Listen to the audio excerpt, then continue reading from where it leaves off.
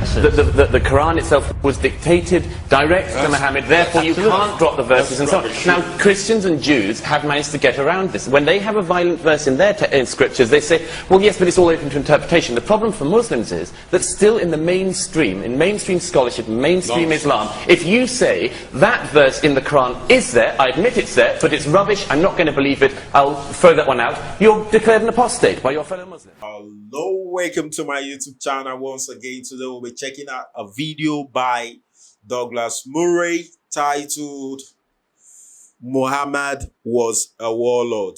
Douglas Murray stormed Muslim with hard truth about Islam. Wow, this video was actually gotten from Modern Wisdom channel. Kindly support him by subscribing to his channel. So let's start with the video. Go. You are about to see Douglas Murray tell the truth as it is. Douglas Murray debates a panel of Muslim scholars on the influence of religion, particularly Islam, in the West today. Douglas Murray speaks what is on most people's mind today in the West, but what most are afraid to say. Douglas Murray did not hold back. We hear all the time that Islam is a religion of peace. What is it in the faith that encourages some of his adherents to think that they have got a license to kill? Nothing. It's ignorance. It's nothing to do with the faith at all. It's the fact that, you know, the West is in Muslim countries at the moment bombing the living daylights out of innocent people, and that is inspiring these people. It's giving them a cause. It's giving them a reason to rebel. So it's totally politics. Much of it is to do with politics. That's where the trigger point, that's the crisis point. And if we continue to associate Islam and say Islam is a just cause here, Islam is a justifying factor, then we're way off the mark, and we're not be able to tackle the issue. But Farouk, haven't they got plenty to go on in the scriptures? I mean, it would be kind of difficult to launch a jihad for Jesus, wouldn't it, if you looked at the New Testament? But well, no, actually you can talk about the Christian army in Africa doing exactly the same thing. But that was maybe politics. Can I quote this? I will. So is this. Yeah, okay. But haven't they got some justification when they read things in the Quran which says, I will cast terror into the hearts of those who disbelieve, therefore strike off their heads and strike off every fingertip of them? I mean, it's not love thy neighbour, is it? No, I mean, that particular verse isn't, but that's not a general Islamic quote. That's a specific quote to a specific point in a specific time in a specific battle. Muslims were outcast, exiled, left their homes for 9 years, persecuted for 9 years, found sanctuary in a new homeland, were migrated, an exodus from Mecca, migrated. Still the enemies of Islam came to them and wanted to wipe them out. At that point, there is a point in Islam. Islam is not a pacifist religion by any stretch, I agree. But there's a point. You continue to turn the other cheek. Yes, it's a continuation of the same message that Jesus brought. Turn the other cheek up to a point. Up to a point. You cannot just stand by and watch evil spread throughout the land and do nothing about it. Douglas Murray. Yeah, I mean, that's one of the big differences, isn't it, between Islam and Christianity? I mean, Christ says, you know, he's asked how many times do I forgive my brother, he says 7 times, so 70 times 7, an infinite number of times. We have to address, I have to say, it's always a very difficult question. It's always a difficult question to address. I can also quote from the Bible where Jesus says, I have come not to spread peace, but I have come to bring the sword. There is I've one come to turn brother against the father. Yes, there is one. I don't want to turn this into relation about okay, Farouk, in a minute, Christian and Islam. There is indeed a verse in the New Testament that says that. The thing is that we have to address at some point, it's always very awkward to do so, we have to address the nature of the inventors of these religions. Jesus, when he invents Christianity, says all sorts of peaceable things, and on that occasion says, yes, I've come to bring a sword. But Muhammad, when he invented Islam, also gave an example to Muslims. Now, we're very fortunate, of course, that most Muslims don't follow that example, or are unaware of that example. But the fact is that Muhammad himself was a warrior. He beheaded prisoners. He himself was a very violent man. We can't... And many people who are Muslims, and many of my Muslim friends and colleagues and so on, realize that, you know, Islam gives you, like all religions, a guide to life. But we cannot ignore the violence of Islam's tenets, of the faith itself. When Muhammad very early on in his career... I follow the example of the Prophet Muhammad, peace be upon him, myself, in a day-to-day life. I don't go around beheading people. No. I do that because the Prophet Muhammad, peace be upon him, acted in a certain way. I give charity, I give talk to my neighbours, I reach out my hand to the elderly, I reach out my hand to the poor. I'm not saying you don't, I'm just saying that what I'm saying is that we can recognize the good things within Islam, the peaceable things in Islam. We cannot pretend that the verses that are violent and the violent doings of Muhammad did not occur, because they did. John Azuma, you're a theologian. Yeah. Douglas Murray's argument about the inherent encouragement of violence in Islam by contrasting the lives and teachings of Muhammad and Jesus Christ underscores a critical point in debates on religious violence. Murray argues that while individuals have committed acts of violence in the name of many religions, the founders and central figures of these religions must be scrutinized to understand the teachings they espoused.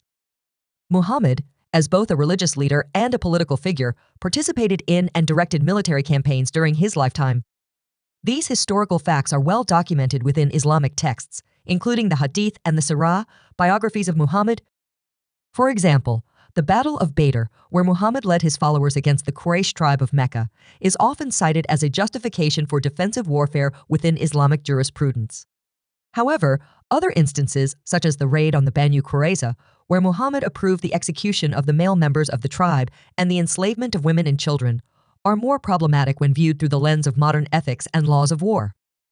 In contrast, Jesus Christ's teachings in the New Testament emphasize peace and forgiveness, with famous injunctions such as turn the other cheek and parables like that of the Good Samaritan, which advocate for mercy and kindness even to strangers and enemies.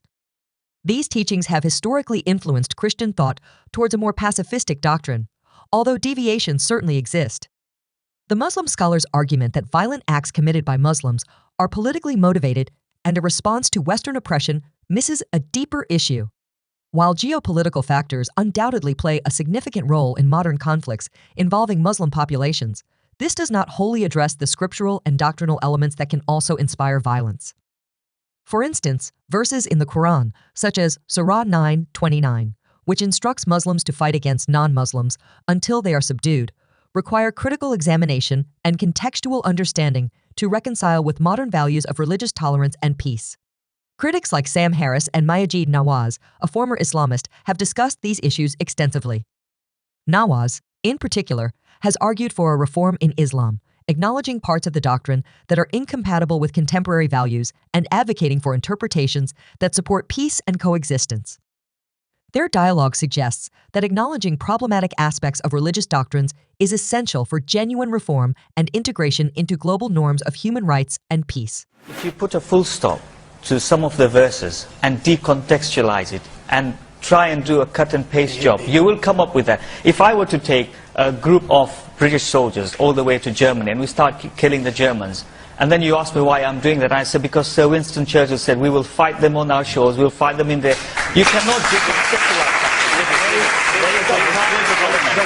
Here's the problem. It's a very specific problem that Islam has uniquely among the three monotheists. Muslims might which have. is that Islam, Islam continues to find it very hard to drop, I've mentioned this in this program before, it finds it very hard to drop the violent verses because Muslims are still told by their leaders that they have to believe that the Quran itself was dictated direct to Muhammad, therefore you can't drop the verses and so on. Now, Christians and Jews have managed to get around this. When they have a violent verse in their in scriptures, they say, well, yes, but it's all open to interpretation. The problem for Muslims is that still in the mainstream, in mainstream scholarship, mainstream Islam, if you say that verse in the Quran is there, I admit it's there, but it's rubbish, I'm not going to believe it, I'll throw that one out, you're declared an apostate by your fellow Muslims.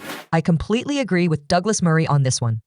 While it is critical to avoid broad generalizations and recognize the diversity within any religion, Douglas Murray's insistence on examining the foundational texts and figures of Islam in discussing the religion's relationship with violence is a valid point of scholarly and practical concern. Understanding the historical and doctrinal context of these teachings is crucial in addressing the complex interplay of religion, politics, and violence in contemporary conflicts. Wow, what an interesting one. Let me read the topic again. Muhammad was a warlord. Douglas Murray, storm Muslim with hard truth. Wow, I think this video, what the point they are trying to portray is Islam as a religion encourage violence, and you can see Douglas Murray points that there are a lot of verses in the Quran that actually encourage violence, that these verses have to be reviewed. These verses have to be reviewed, has to be dropped. These verses have to be dropped. So I think that is the point Douglas Murray was trying to prove, that just like in Christianity, if there is a verse like that, those verses are always reviewed. That, but the problem is having with Islam, with the Muslim, is the fact that the belief that the Quran was given to Muhammad by God, and was quoted to Muhammad by God, so they shouldn't review such verses. And I, for one, I relate with Douglas Murray points. I won't say all Muslims are violent. All Muslims are not violent, because I do have Muslims which are my friends, and the way I see them, they are not violent. So, but the point Douglas Murray is trying to prove in this video, uh, that the Quran has also played a part in making the Muslim violent. But I, for one, I believe it's all about interpretation. It's all about interpretation. You know, a lot of people read the Quran and, you know, try and interpret it in their own way. I believe that the way Mr. A will read the Quran and interpret it is different from the way Mr. B will read the Quran with his own interpretation. And I think the problem is with the interpretation, the way different people interpret the Quran. And I believe some people, they try to use those violent verses in the Quran to perpetrate all sort of crimes, I think that's why Douglas Murray is saying in this video that those verses that are in the Quran that are violent in nature, they should be reviewed, they should be dropped, in order in order to discourage people from using religion to promote their violence activity. So I think Douglas Murray has a point in saying this. But I, for one, I believe it's all about interpretation. And, you know, Christian believe in Jesus, and they see Jesus as an example. Every Christian, they try to live their life. They try to live their life looking at the way Jesus live his life on earth. And I also believe the Muslims also look up to Muhammad. They try to live their life the way Muhammad also live his life. So I believe if Christians are taking Jesus as an example, the Muslims are also taking if Christians are taking Jesus as example, the Muslims are also taking Muhammad as example.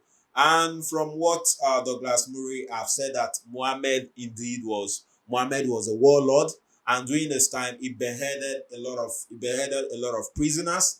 And the Muslim clergyman that was also present in the debate tried to, you know, address the issue that all those things that Muhammad did, that it was as a result of what was going on during his own time. In order for them to defend themselves, that was why they adopted those measures. So I believe if it was because of what was going on during that time, probably the Muslim, they were being oppressed and all that. So Muhammad tried to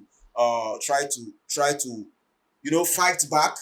That was what resulted to the fact that Muhammad beheaded a lot of prisoners. If I'm to believe, if I'm to accept what the Muslim, what the Imam said, or the Muslim clergyman in this debate, if I'm to accept what he said, that all those things were done during those times as a result of what was going on, in those times. Those things were done during those times, during those periods, because of what was going on in those times. I believe right now the world is a bit peaceful. It's not as it is in those times where every time is all about war. Right now, I believe the world is a bit peaceful as compared to how it was during the time of Muhammad. So I believe since those verses were used during that time as a result of what was happening in that time, I believe right now that the world is a bit peaceful, I believe there's a need for those verses to be reviewed. Since a lot of people have misinterpreted those verses and used it for their own selfish motive. That's what I understand in this video. So I also like to hear your opinion. Do you think Islam actually encourage violence, or do you think it's a problem of interpretation, because a lot of people interpret the Quran in their own way, and some people might try to use the Quran to perpetrate fraud under religious motive? Wow. Keep the comments coming. Don't forget, click on the subscribe button, click on the like button. Do have a nice day. Yeah.